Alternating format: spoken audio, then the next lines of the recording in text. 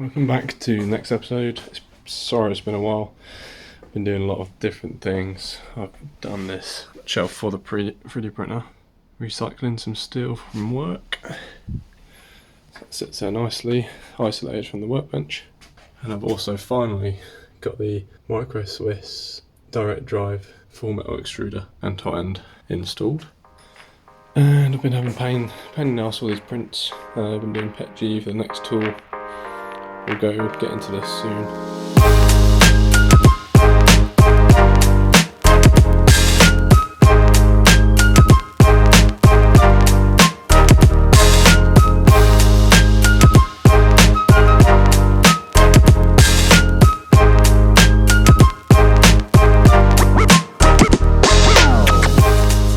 Also tried to organise the garage a bit, got much more floor space, it's just a lot more organised now in general, so I've managed to pull the workbench out further because I've done the shelf for the 3D printer, so I've got a bit more worktop space as well, which is good. Everything's under there pretty much, just much nicer. As well as all the other bits have been getting done, I've also ordered some tubes. Essentially same as, well, they should be exactly the same diameter as the seat stay and chain stay. These will be the seat stays. So I basically bought another set of tubes I could in order to do some test bending trials. Still not really closer to deciding how to do it, but at least I've got some tubes now to practice on, so that's a good bit of progress.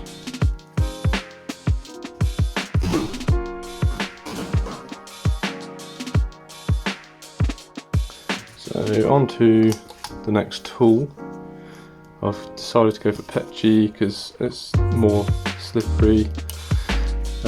It's better for releasing with composites.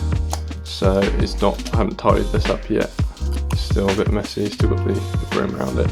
So the plan with this, as I think I've shown in the CAD, is having this higher shear edge here. So this is completely vertical. So I'm hoping that this will work as well. I think there's only about 10 mil. I did get a bit of help from my friend at work, so I gave him my design. He made a couple of minor adjustments and made it look way more professional, so that's good.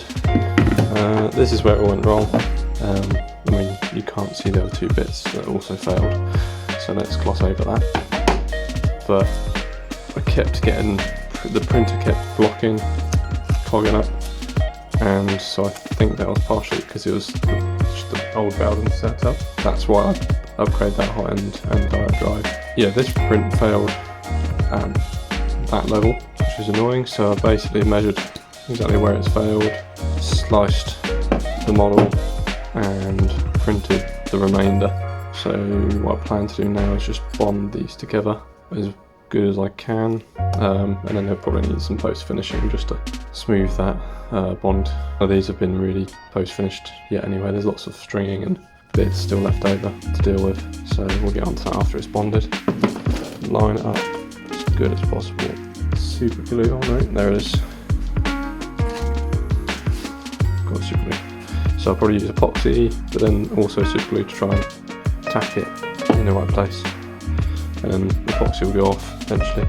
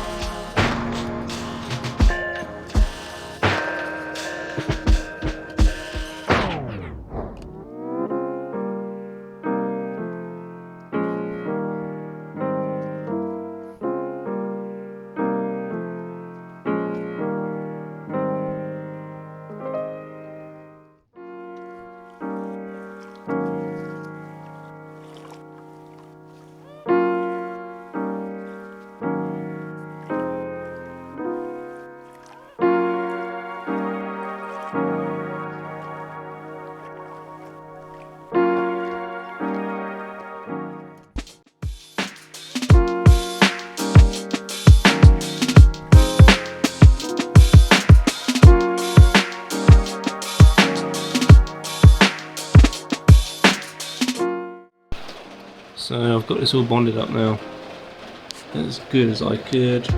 Gonna have to do some sanding and prep now to get the joints to match and get this to fit into it fully. At the moment, it's not too bad. Almost goes all the way down just before any prep. These are going to be sacrificial that go over where the bearings go. At a certain point later down the line I can just bond some aluminium rings in where the bearings are going to sit into. That's the plan with this. So that one will go, that one will go over that. This one will go over this one.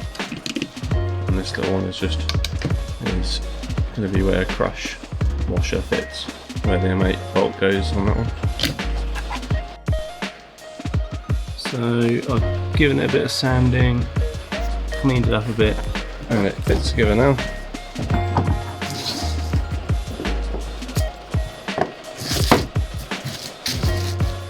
Okay.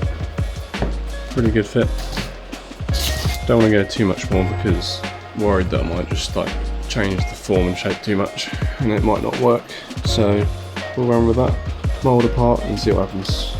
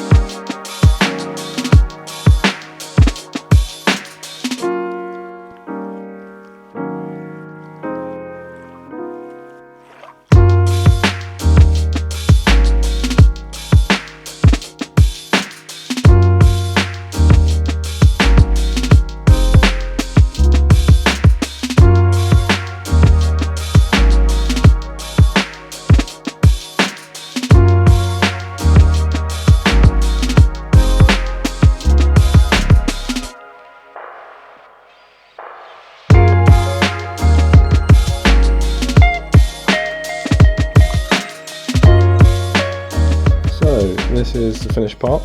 I've obviously demoulded it from here. I had a bit of damage on the tool. I think it was kind of, with these sorts of features going into these holes, I think it was inevitable. So this half of the tool, absolutely fine, come out fine, no issues. This side, it was just where those broke off there and there. But glad I did do in the end is designing some manual ejection that came in clutch. You can sort of see all these little dots I've located around the main form, see them there as well. Put them on both sides and I've just printed dowels to fit in the holes, and that enabled me, because when that was stuck in this side, that enabled me to come from the back of the tool and just hit each of those dowels, and then that slowly brought this up. On the whole, the parts come out pretty good. I think I got the fill slightly wrong because I think it's overfilled a bit. It did where this print was not 100% infilled. It's dented a couple of areas where it should have been, like this area here. That should have been basically just a skin. It's quite thick. It's on this side just pushed into the tool and dented it under the pressure in the vise. So, but overall it's gone pretty well. It feels very stiff. Not entirely sure looking at it now in the flesh. Bearing pivots there and the shock mount. I feel like I'm probably going to be better off adding, even after the shims are modded in. I think this is going to need to be larger in general, and I might get rid of this indent and thicken it if I can, just to make sure I've got enough strength there, because I'm just a bit unsure. But I mean, I can mould another side and then fit it out on the real bike and test it for a bit and see if it does break, but I guess that's what all the fun's about, maybe. So I've just gone and grabbed this bit. This is obviously the bit that was in last episode that moulded pretty well. It lines up really nice actually. So that's roughly where it's going to fit. Once I've got the other side, so next episode I imagine will probably be hopefully just trying to get the other side made up, unless I decide to change this design after seeing this and beefing it up before I go for the actual final set. Don't know, it'll be one or the other, we shall see.